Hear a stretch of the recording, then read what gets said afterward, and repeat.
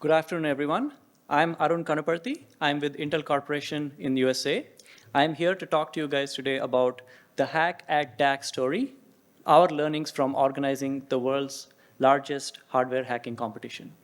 I have our co-authors or collaborators in this work, Harish Khatri and Jason Fung, also from Intel, and Professor J.V. Rajendran from Texas A&M University, and Professor Ahmed Sadeghi from TU Darmstadt in Germany.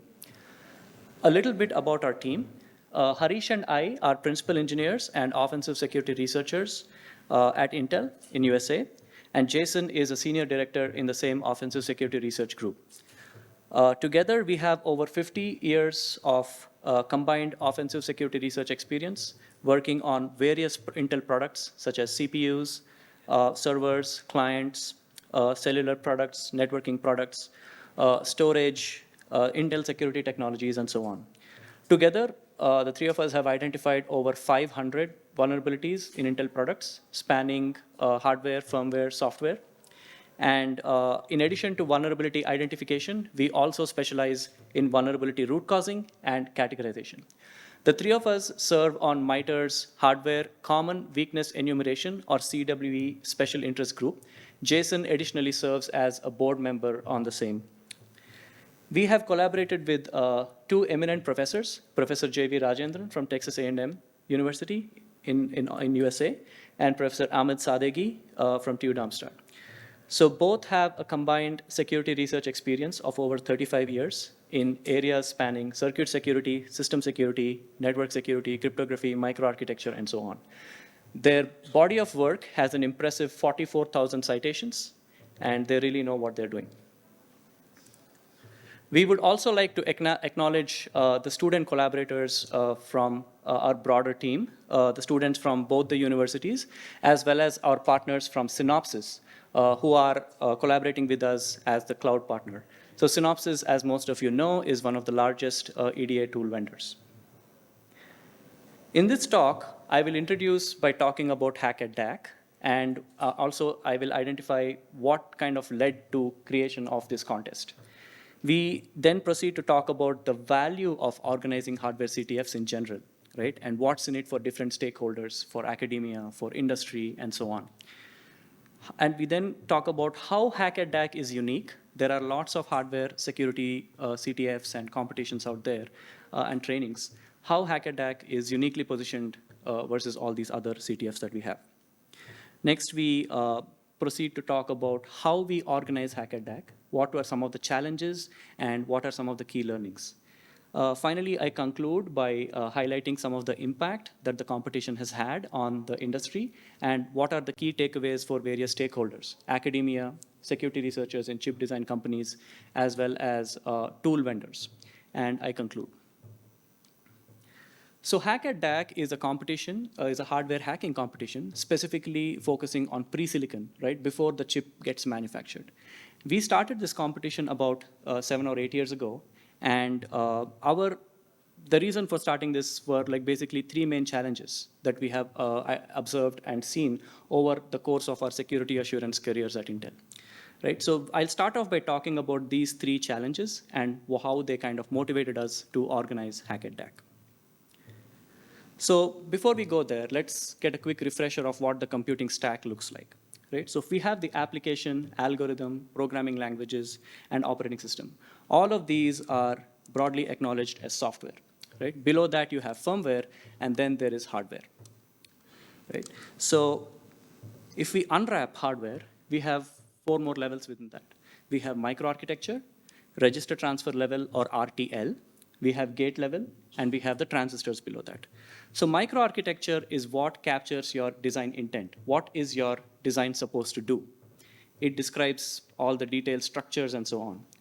Then we have the register transfer level, which is a language which is the behavioral description of the intent of the microarchitecture that is captured in or designed in languages or hardware design languages such as Verilog, System Verilog, VHDL, and so on.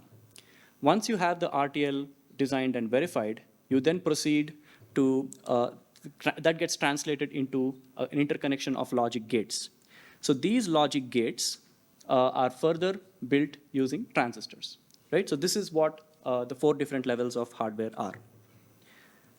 As you all know, there have been lots of attacks that were published over the past several years on all of the levels of software and firmware, right? So, and recently, attackers have started breaching into the hardware domain with the emergence of microarchitectural attacks, right? So the race is clearly on to the bottom of the stack, right? And we have published a paper in 2019 at Usenix Security called Hard Fails.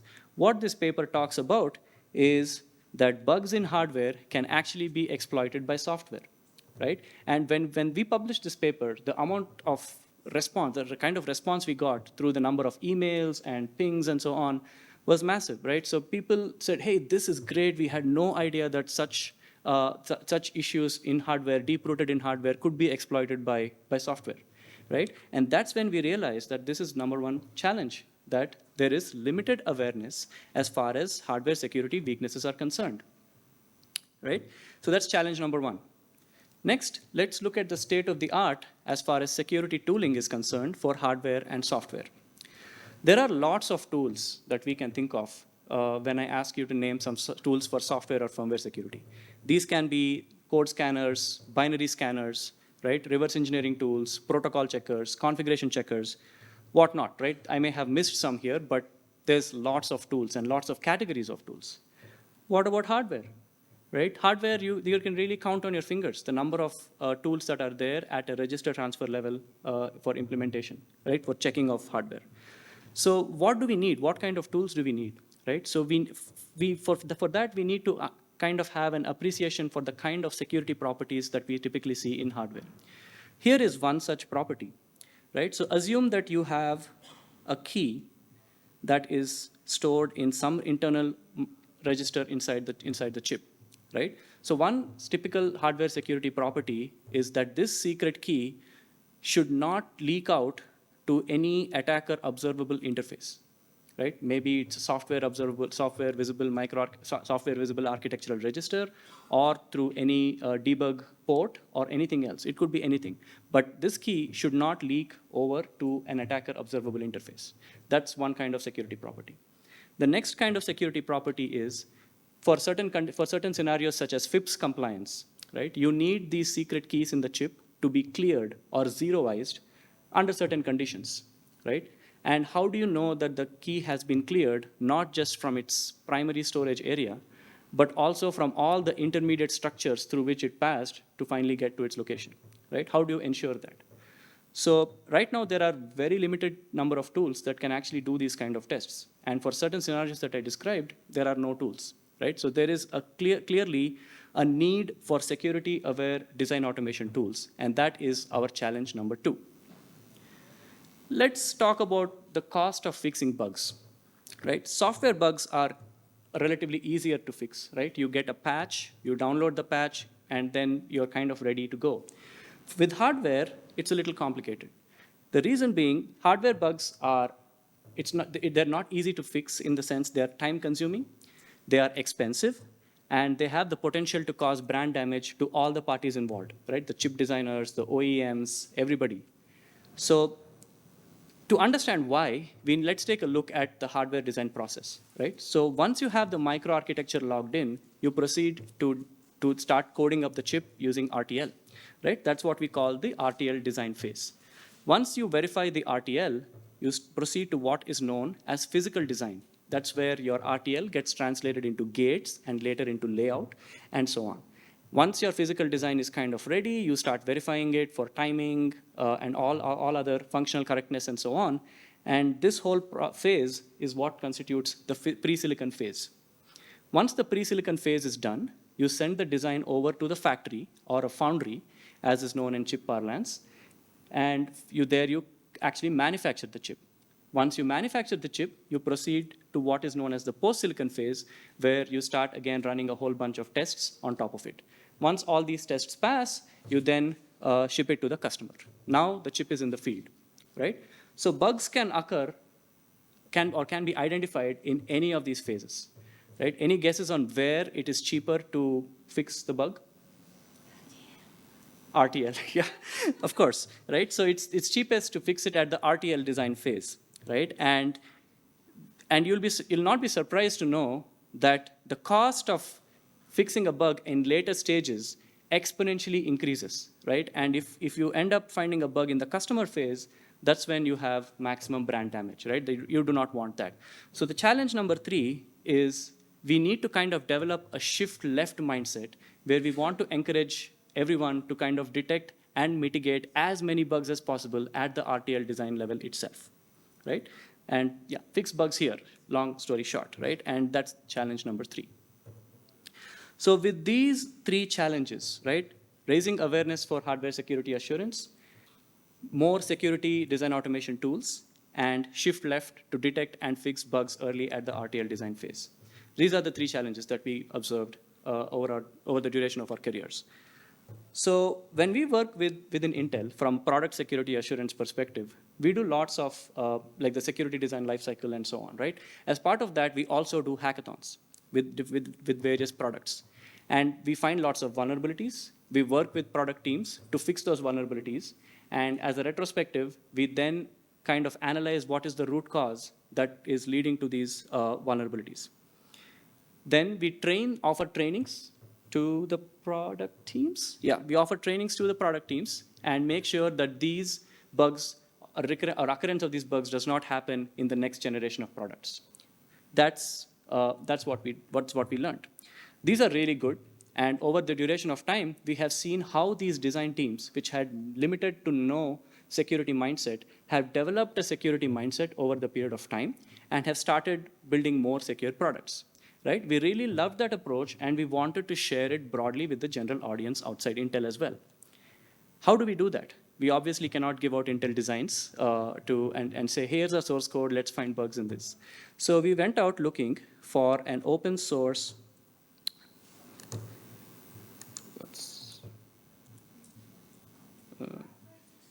We went out looking for an open source hardware that we can use as a target. Right? So again, for open source target, there were not many designs out there that had lots of security features. So we thought, hey, we can add these security features and we can give out these designs. How do we teach them? How do we teach the participants? And what better way than to teach a man how to fish than a CTF? And that's how we ended up with a hardware CTF idea, right? So all the concepts of new weakness types or how hardware weaknesses look like, we can also raise the awareness for custom tools and maybe even repurposing existing design verification tools or design automation tools for security, and also develop best practices for shift left and identifying the bugs as early as we can. So all of these 3 culminated in what became Hack DAC. So that's our motivation, right? So let's talk about the value of organizing such hardware CTFs. CTFs in general are a fantastic community building exercise, right? We all know that. CTFs bring passionate people together, and the team makeup typically comprising members from different organizations, and sometimes they come with different experiences or different expertise. Some folks come from a design expertise, some come from a verification background, someone comes with a security background.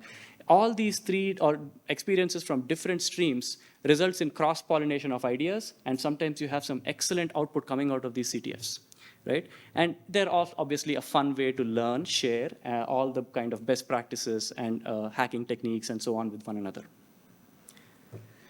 CTFs also in general can be used to raise or foster awareness for hardware security assurance in general, right? So we have seen previously how there is this continuous race between attackers and defenders in trying to get to the bottom of the stack, right? Attackers are looking to get more out of the bottom of the stack, and defenders are trying to secure it, right, from the attackers.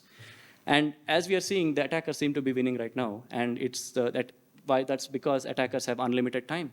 And defenders have to work within the constraints of their product timeline, right? So they can do only so much, but they need to do more or better within that limited time budget. So hardware CTFs are a great way to kind of foster this awareness about common weakness types, and also while working within the constraints that chip design teams usually have. So what's in it for academia and for the industry, right? Why should academia participate in such hardware CTFs? Why should industry care? So at Intel, we fund or sponsor lots of academic research, and especially in security, right? And the common request that we get is, hey, can we get some access to Intel designs? So that's not always possible, right? So they want something that's closest closest to a commercial chip design available.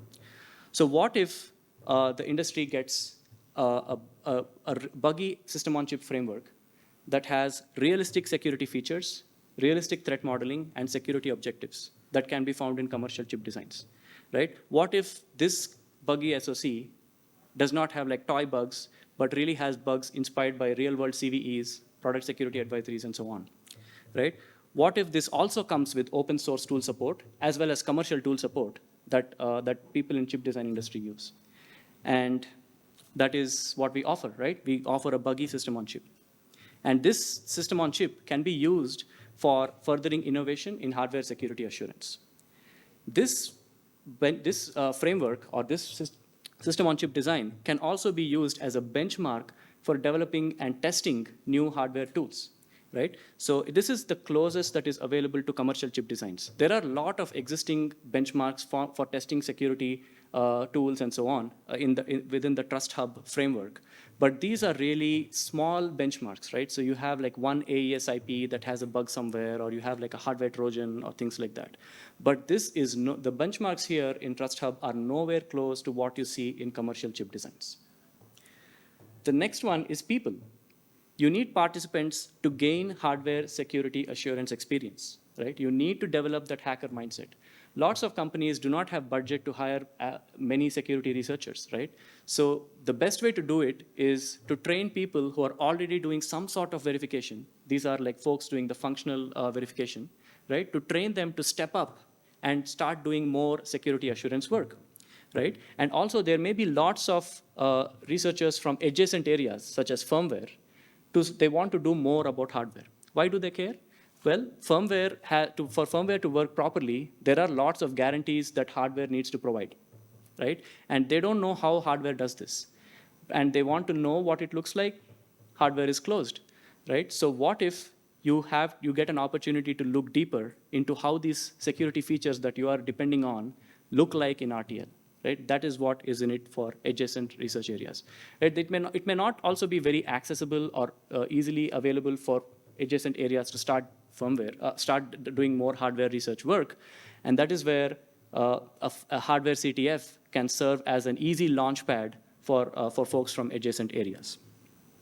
So when I talk about realistic security features, threat models, and security objectives, what do I mean? Right? So let's take a look at that with this hypothetical system on chip, right? This is the security features that I'm going to talk about here are realistic, right? This is what you see in any commercial chip that's out in the market. And you have security objectives like data confidentiality, where you have to protect secrets from unauthorized access. You have data integrity, where you have to, again, protect these assets from modification by untrusted agents that are not in your trusted computing base or TCB. Then you also have to protect against availability, right? You want to make sure that attackers cannot damage your system by burning it up or causing it to accelerate, run at an accelerated aging, chip fails earlier than anticipated, and so on. So to achieve these security objectives, lots of security features are implemented in these system on chips, right? Some examples include execution core and debug privilege checks. So you have your core, and the core is running at different levels. You have ring 0, ring 3, and so on, right? There's so many different privilege levels within that. And also debug privilege levels. So who is debugging this chip? Is it the manufacturer? Is it your OEM who actually selling you the laptop? Or is it an end user who is actually using the laptop? Each has their own different assets, and one should not be able to see another's assets, right? So that's why there need to be a lot of debug privilege checks inside the chip. There are lots of peripherals here, right? You see hard IPs, soft IPs, and you have like memory, networking interfaces, storage devices, debug modules, RAM, third-party IPs, and so on. A lot of these peripherals, all of them are connected through an interconnect or a fabric, like a bus, right? And you want the assets that are stored in these devices to be accessible only to certain agents, not everybody, right? There needs to be some sort of access control implemented here. Then you have memory encryption and integrity, features such as that. Then you have data erase from non-volatile memories, and you have thumb trip protections for voltage and frequency limitations, and so on. So this is what I'm talking about when I'm saying realistic security features, realistic security objectives, and so on. So where do you get this, this kind of level of detail in an open source design? Nowhere, right? So that's where Hack DAC is unique. So let's talk about how we kind of position ourselves versus other CTFs and hardware trainings that are out there. There are lots of popular hardware CTFs, which we call closed box. What we mean by closed box is these are hacker-centric CTFs, which means they do not provide insights into how the chip is implemented, but they actually give you the final chip and say, here you go, hack it. Right? I want you to extract the secret key. There is some data going over this bus that is encrypted. Can you sniff it and extract the key? So you do this by probing and prodding the chips and like input-output ports, and you do stuff like desoldering the chip, reverse engineering, delayering, all these kinds of physical attacks. Right? You start doing physical side channel attacks like differential power attacks, electromagnetic attacks, fault injection attacks, and so on. So all of these provide no insights into the RTL of the chip, right? They just want you to break it. And that is where what we call, it does not address the shift left challenge because you are actually looking at the final chip, right? Do not make a mistake. This is very important area of research. This needs to be done. This is absolutely relevant. But what we are really trying to address here is to be able to find bugs early. And that is where Hack DAC comes in. It serves as an open box CTF. It comes as an open box CTF, where the participants are given a buggy system-on-chip design with all these fancy security features that we talked about, and offers them a much finer-grained scope to look at how these security features are actually implemented in RTL. The participants then get to break these security features through existing design verification techniques, such as RTL simulation, emulation, formal verification, static analysis, and God forbid, even manual code reviews, if time permits, right? All of these techniques. And this is what we call a designer-centric approach, right? So if you have like a red team, blue team kind of approach, the blue team is designing the chip. They have a very good understanding of what the chip is supposed to do, how it is implemented, and so on. And then the red team, with a similar background, starts looking at the source code and tries to identify weaknesses or vulnerabilities within that, right? That is how we are unique, and we try to position ourselves. So let's quickly take a look at how we organize the competition, right? So we divide ourselves into two teams. This is the design team and the judging team. The design team starts off with an open source system on chip. We pick one open source design, and then we start adding security features to it, and then we define threat model.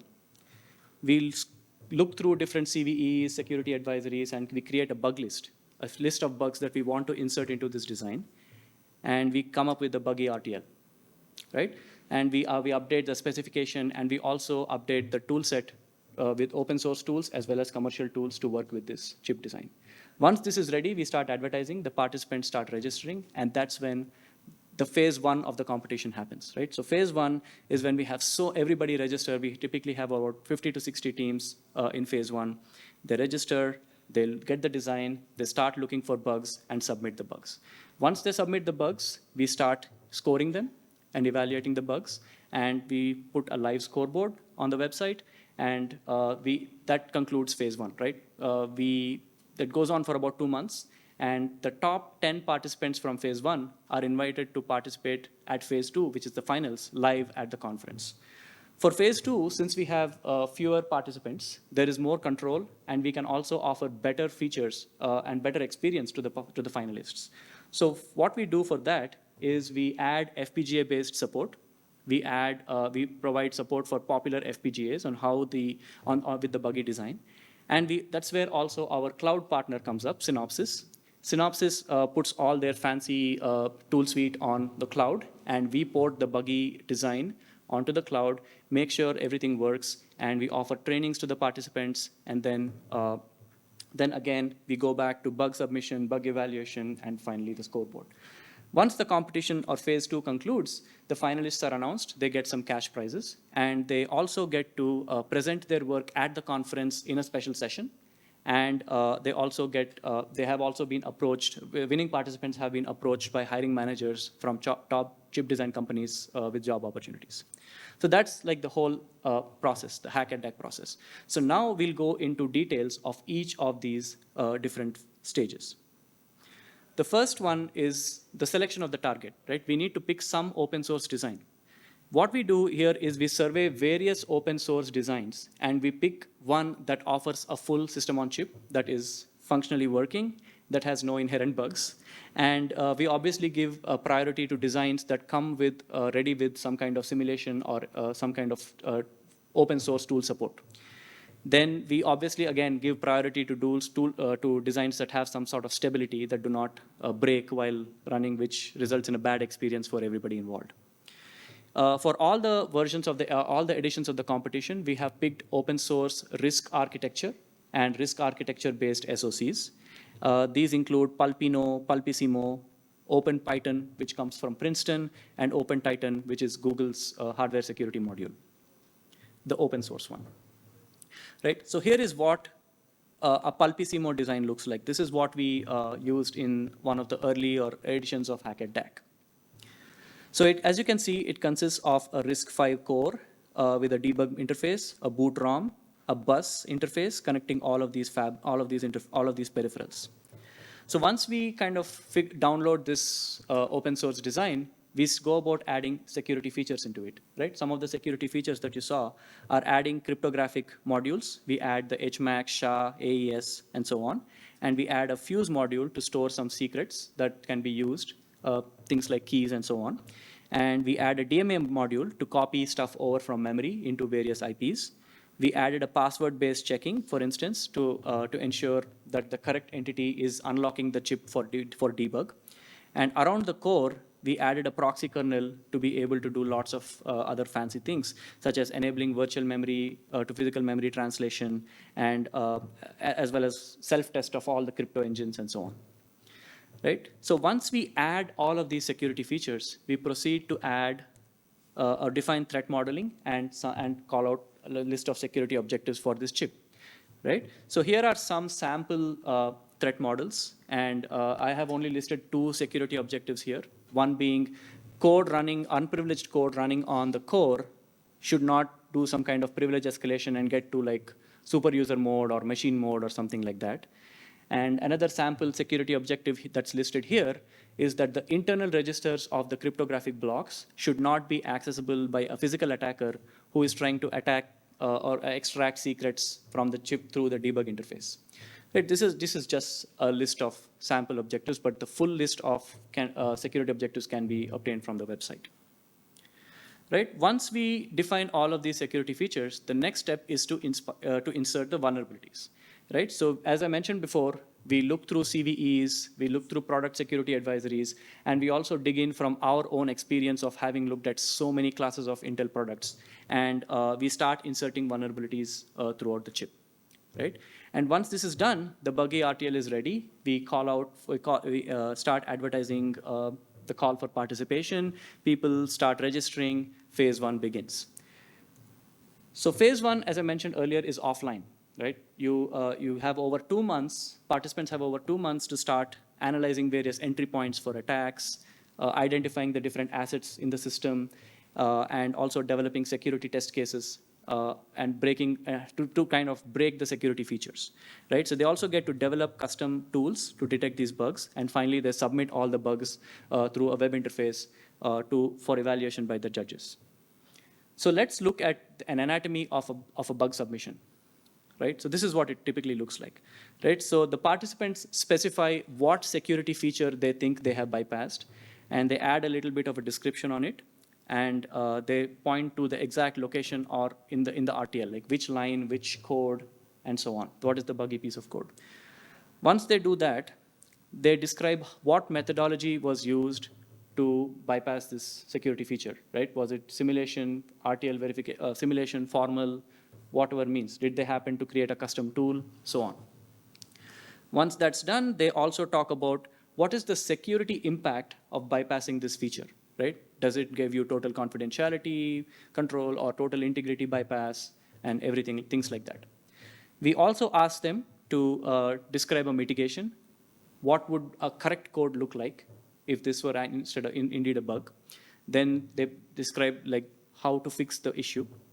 And they also talk about the CVSS details, right? Just how do you score this? How do you score this? How do you rate the severity and so on?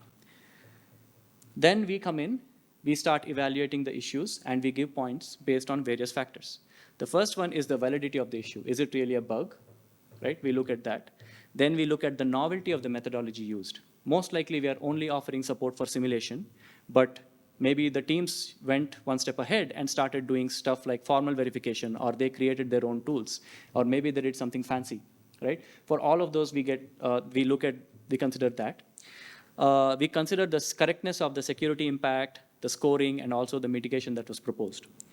We offer a conference theme-based bonus score, right? So for a design automation conference where the focus is on design automation and tooling, if you have created a custom tool to detect classes of bugs, you get a bonus, right? For the first few bugs that you find. If we are doing this at a security conference such as Usenix or Chess, we offer bonus for exploits or bypassing cryptographic protocols and so on, right? Sometimes we offer, we give out a special award for cool finds. So what are these cool finds? So we have seen several instances where participants submit bugs that we have not inserted, right? And it's a challenge for us to start looking at that and say, okay, is this really a bug? And we go looking at it. And sometimes the participants submit some really cool bugs. And they may not be on the winning team, but we really want to honor them for for looking in areas that we have not considered. And that's how they get all these honorable mention awards. As you can see here, we are using Google Sheets for this bug submission, which is very manual and time-consuming process. We have also used an automated approach using CTF daemon for where participants can submit the bugs. But if they cannot kind of submit a flag, they use this manual scoring approach to submit the bugs. So once all of this ends, the scores are out, phase 1 is done. Participants from the top 10 teams are invited to participate in the finals, which is live at the conference. And again, I talked about the partnership with Synopsys, how they put the tool on the cloud, and how the design is on the cloud. They also offer trainings on how to use these commercial tools. And we offer demos of how to catch 1 or 2 bugs using these tools. Once that is done, and we also offer travel grants to the US-based students to attend this in the finals. The competition runs for 33 hours nonstop, starting from 8 a.m. today to 6 p.m. tomorrow. And once the competition concludes, we honor the awardees, right? So every hour we have a live scoreboard that keeps ticking. And you see some of the students, participants working hard here. And it's also a great opportunity for us to meet with our collaborators who come from different parts of the world. Once the competition concludes, the winners are honored on stage at the conference award ceremony. And they also get to present their research at a special session in the same conference, right? They also get an opportunity to publish their research in an IEEE special edition. In this case, we worked with IEEE Design and Test, which is one of the premier IEEE journals out there, and they did a special issue on Hack DAC, right? So the winning teams from Hack DAC published their work in this IEEE journal. So far, we started off with Hack DAC. We ran it for over 7 years. We extended this to other security conferences such as Usenix Security as well as Chess for a few years in between. And so far, we have over 300 teams participating from all over the world, right? We have seen strong participation coming from Asia, Australia, Africa, North, South America, and Europe. Pretty much every continent has been covered. And we have seen industry participants too, coming in to learn more about hardware security assurance. And what we have seen is the past winners are now working at top hardware design companies in hardware security roles. So let me come to the final part where I'll talk about the impact that the competition has had and what are some of the key takeaways for various stakeholders. So let's recap these 3 top challenges, right? So we set out with Hack DAC to kind of address these three challenges, right? Raising awareness for hardware security weakness. We need more security aware design automation tools. And we also need to kind of develop that mindset where we catch more bugs with the shift left ideology. For the first challenge,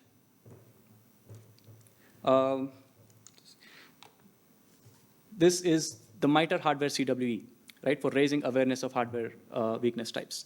We approached MITRE in around 2019 and said, hey, we have this huge database of hardware weaknesses, and we have done some initial categorization, but none of these seem to kind of fit with your existing software CWE that you have. Right? MITRE said, hey, that's great. Let's do, rather than force fitting this into the existing software view, let's do something absolutely new for hardware. And it worked great. We formed a MITRE. MITRE started this hardware CWE special interest group. And with the initial view for hardware CWEs, this was actually done in collaboration with Intel. Right? Now you have lots of weakness types in various areas spanning core and compute, memory and storage, peripherals, on-chip fabrics, and so on. Weaknesses of these, you can go to cwe.mitre.org to learn more about this. And as you can see, each entry is very similar to what you see in the software CWE, right? There is a description of the issue, an extended description. And what is not shown here is this large corpus of database has vulnerable code examples, as well as the correct or mitigated examples as well, RTL code snippets. This is a great step forward as far as raising awareness for hardware security weakness, because chip design companies are typically very, very secretive about any kind of security issue in their products, especially hardware issue, right? So hardware is already very secretive, and if it's a security issue, it's even more secretive. There's no way you can ever come across like an issue that was root caused in RTL. You'll never see a code saying, hey, this is how it was done. So from that point of view, you now have like over 110 different entries, 110 different ways in which things can go wrong in hardware. And out of these, 75 of them have come from Intel, and a large number of these entries are now kind of populated with vulnerable code examples coming from the Hack DAC framework. So that's how we kind of addressed the awareness problem. Next, both challenges 2 and 3 combined, security-aware tooling and bug detection. The framework that we provided to the students or the participants over the last 7 or 8 years has been used to kind of develop so many tools, flows, and methodologies over the last few years, right? So what we see here is a list of several publications that appeared in top venues, right? So these include security test case generation, automatic test case generation using large language models, automatic bug fixing in the RTL level itself by going through various CWEs, formal verification. We have static analysis tools that scan your code, look for known CWE types within your code. Then there is concolic testing, as well as hardware information flow tracking, which makes sure that a key does not propagate from an asset to an attacker observable interface, and so on. There are many more papers. I have obviously not listed them all, but some of the most recent work has been called out here. And the great part is, all of these work on RTL. Right? You don't really have to wait until the chip is manufactured to kind of test this. And if your existing tools don't work out of the box, you can kind of leverage these tools to start doing more work. So that's the impact. So what are the key takeaways for academia? Right? The framework itself has been used, as we talked about, has been used as a vehicle for furthering security research in especially hardware security assurance. And since it's the closest available to commercial chip designs, it has also been used for creation of new tools. Right? Lots of teams are using this to uncover new classes of vulnerabilities and that are not already there in MITRE CW database, and they have already approached MITRE to add new classes of hardware weaknesses. Also, the student participants, they gain invaluable hardware security assurance skills, because essentially they're mimicking a security design team at a chip design company, right? And they also get to develop the hacker mindset in the process.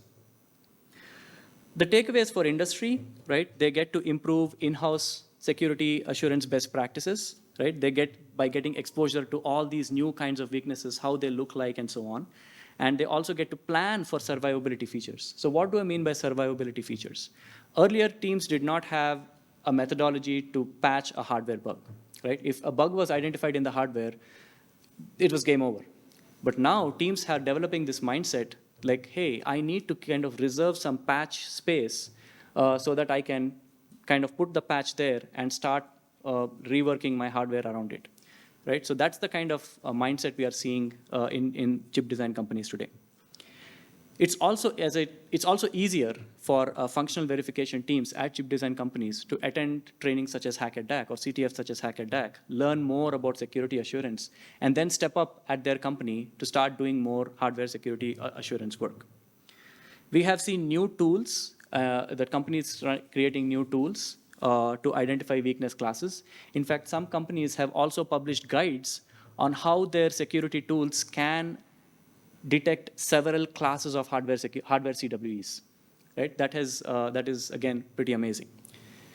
And for tools that are there today, which are used in functional verification or design verification, they can be augmented with certain features or plugins to do more security work. And we are seeing that coming more and more in some of the newer generation of tools. Overall, Hack DAC has received a lot of love and coverage from the media and press, right? Some popular media here. And this has largely been due to the participation of lots of enthusiastic students and researchers from all across the world. So with that, I would like to conclude with the black hat sound bites, right? So we have seen the three key takeaways, right? So we have increased hardware security assurance. We have seen that coming through the MITRE hardware CWE. We have seen this large corpus of weaknesses as well as code examples through the establishment of the hardware CWE. We have released this open source buggy framework that is being used by researchers all over, spanning academia, industry, and so on. With this again, framework has realistic security features, CVE-inspired vulnerabilities, and a complexity that matches commercial chip designs. And this has kind of spurred innovations in hardware security tooling at the RTL level. And overall, we are so glad that so many participants have developed a hacker mindset specifically working on hardware. With that, I shamelessly invite you to join Hack DAC 2024, register, click, kind of take a picture for that QR code. You can get more instructions on how to register. And if you want to learn more about the competition, visit the website. Questions about the competition, again, you can email us over here. Thank you.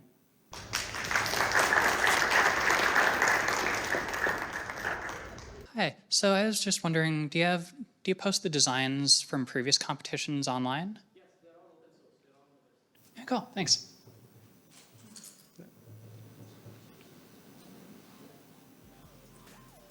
Okay, awesome.